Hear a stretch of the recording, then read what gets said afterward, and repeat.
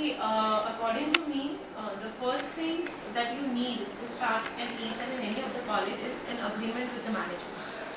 Because unless and until management agrees to the concept of entrepreneurship cell, you cannot get into it. So first stakeholder would be a management that needs to be convinced about it.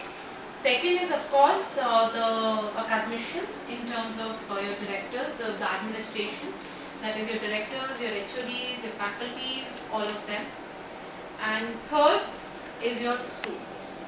These are the major three stakeholders which I feel that which play an important role in establishing an ESL. Ma'am, what are the problems you are facing with the students at the time of convincing them or telling them? Students have a block into their mind that entrepreneurship is not everybody's cup of tea.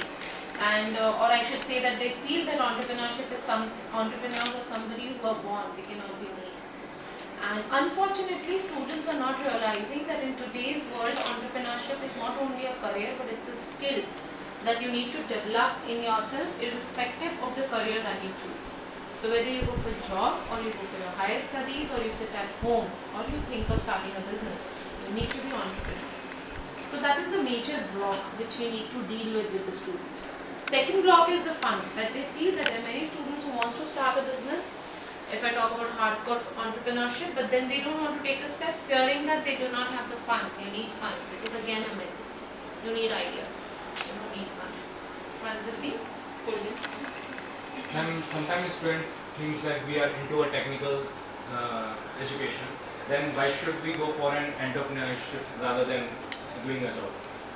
You're right. Actually, again, that's a block. In fact, if I talk about entrepreneurship, it's more about innovation, it's more about creativity, which will come from technological people. It will come from people who are logical enough. Innovations can come only from people who have that science behind them. So there is no thought against the fact that the best of innovations have come from engineers. It will come best of innovations with, and in fact, if I talk about innovations, the scientists might be making great products, might be coming up with great inventions, but end of it is the engineers who can really make money out of it, who can really know how to use that product. So it's of course the engineers only who are the backbone of entrepreneurship. Do you think entrepreneurship should be contained one of the important subjects we should include in our Yes, course? it is already there. It is, if we talk about the curriculum, But already it is on mechanical branch rather than other. It is there in first semester. Many of the students, in first year, many of the courses do have entrepreneurship. Though yes, 5 years, 10 years back, if we see, it wasn't there. Universities are working on it to get entrepreneurship as a subject introduced into the curriculum. But unfortunately, entrepreneurship cannot be read as subjects. You need to give that exposure to students. It should not be added for the sake of it that okay, we are teaching entrepreneurship to the student, but not paper pencil. It cannot be taught on blackboards. You need to push the students outside the class, give them that exposure on the fields and teach entrepreneurship. Ma'am, recently our government is also seeking for an entrepreneurship which will create an employment. In that case, how much the government is supporting for the management of workshop that is being conducted? Government has been supporting, and now seeing what our Prime Minister is saying right now, I'm sure things have become very easy for the youth to start their own business. Ma'am, how helpful is the workshop which is being conducted by the faculties here? Where? Ma'am, several kinds of workshop to acknowledge students about the entrepreneurship. It is very helpful because there are many students who do not know even E of entrepreneurship. So it always starts from the basics. So unless and until you try out things, how will you discover whether you are good at it or bad at it? Of course, entrepreneurship is not everybody's cup of tea. Entrepreneurship is not something which everybody can take. And not everybody should take, because if tomorrow all 100 starts doing a business, then who is going to run that business? You of course need employees also. But we of course need to identify, understand ourselves. We need to explore ourselves. That what is it? Do we have that instinct in us that we can start a business? So unless and until you get that exposure to analyze yourself, to introspect yourself, how will you decide whether you can be an entrepreneur or not, or what you are good at?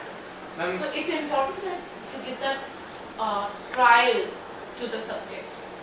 Sometimes families kind of orthodox, they don't support their children to go in entrepreneurship or such kind of a business. They prefer to do a service that you can at least having a monthly income. So how can a student involve his parent in I will not say that it's being orthodox. I'll not use the word orthodox. It's more about the fact that you need to give that proof to them that you can do it.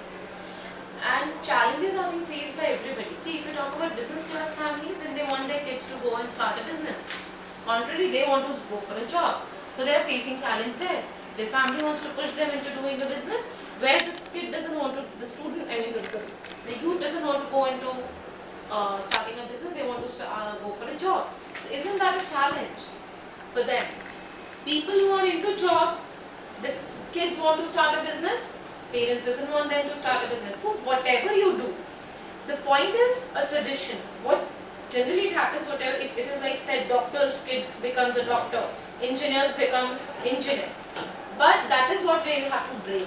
It's just a thought, it's a mindset where they are not ready to take the risk. If I am an engineer, then I am really very much safe that my kid becomes an engineer, because I know for the fact that tomorrow if he faces any challenge, I am there to help, because I had that experience.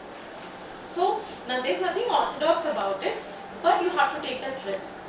You have to go against. If you look back the history, you will not find any story where they have not faced a challenge.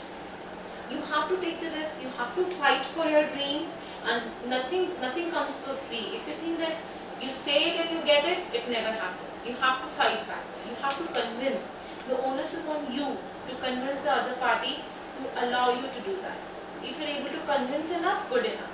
If you're not, then they will obey. Ma'am, how can we motivate students as well as faculty for this entrepreneurship? Through exposure. Give them the feel. Unless and until you give them the feel, it will not happen. You have to find out ways to get them involved into it, get them engaged, then they'll start liking it. How much this affects the studies, do you think? This See, there has to be a perfect balance. End of the day, why are you studying? For earning. For being successful, for earning. Entrepreneurship will also feed you with money. Whether you go for starting a job or going for a job or starting your own business, you need those entrepreneurial skills. Unfortunately, what's happening with respect to entrepreneurship is that it's becoming a trend. Nobody is really serious about it. It's like, they just want to show it off. Or they are finding they want to get into entrepreneurship activities not because they want to do it, but because they want to escape from the classes. So it doesn't happen like that. Entrepreneurship, I won't say you need to get away from your studies unless and until you study, unless and until you have those concepts ready with you. How will you innovate? And unless and until you innovate, how can you be an entrepreneur? So you need to go to the classes. You don't have to miss the classes to become an entrepreneur. You have to make your concepts clear to innovate. Ma'am, how can a student, if he is having an idea during his college time, how can he just initiate that idea? Should he keep in his mind and do it after completing the job? Not at all. I think the best way is if you really have an idea and you're ready to start and there are no much challenges to it, you should start today itself. If it's about guidance, there are any number of mentors available around, there are any number of guidance available around, you need to reach out to people, you need to build that network and exploit it. Okay. What are the last words would you like to say about the student, faculty as well as management? I would say it's the world of entrepreneurship, it's a world of competition, and if you want to grow in life, if you want to stand out, if you want success in life, and if you want that happiness in life, you need to be entrepreneurial, irrespective of whatever path you choose, career path you choose. Thank And you. everybody should do taste what entrepreneurship is.